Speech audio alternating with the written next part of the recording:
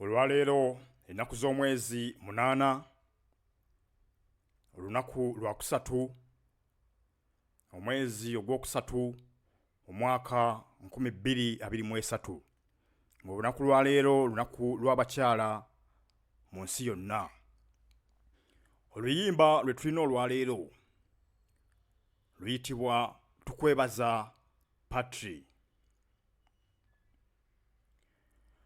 Tukwebaza Patri, Olw'omwana wo Yezu, gw'otuwadde ssebo, tweyanze kitaffe. Tukwebaza Patri, Olw'omwana wo Yezu, gw'otuwadde ssebo, tweyanze kitaffe. Twewuunya bwoganza, ffe abantu abajeema, ffenno tuliisa nti n'oyo omwana wo Yezu. Tukwebaza Patri, Olw'omwana wo Yezu, gw'otuwadde ssebo,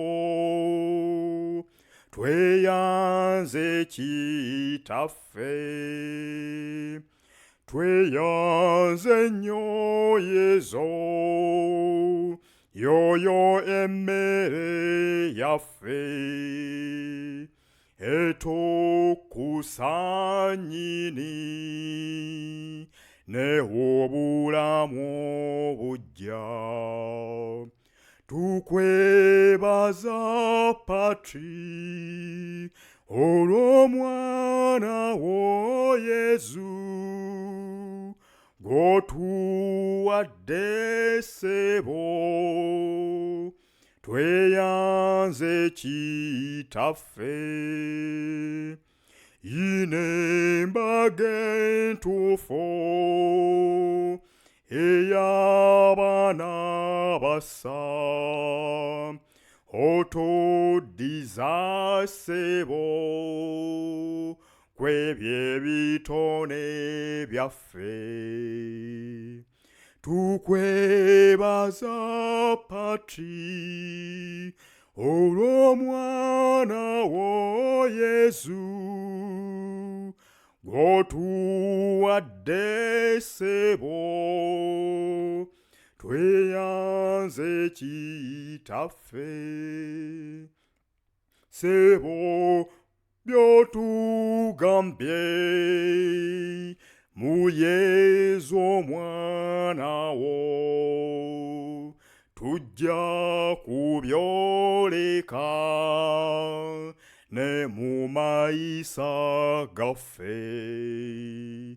Tukwebaza Patri, Olw'omwana wo Yezu, gw'otuwadde ssebo, tweyanze kitaffe.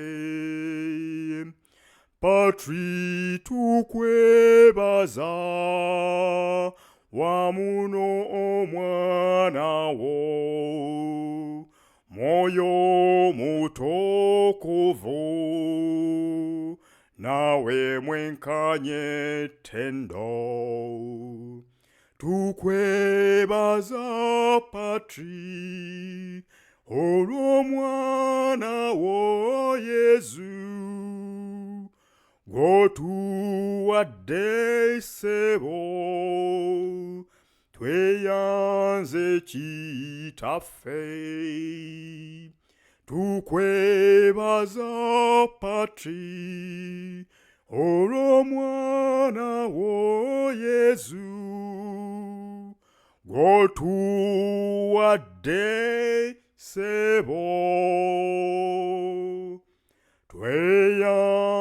nze kitaffe. Yes, kibanda omukulu nga bulijjo nga mbagala nnyo mwenna mbagaliza olunaku lw'abakyala mu ggwanga olulungi. Akuume Mukama Katonda atakuumira mpeera. Bye.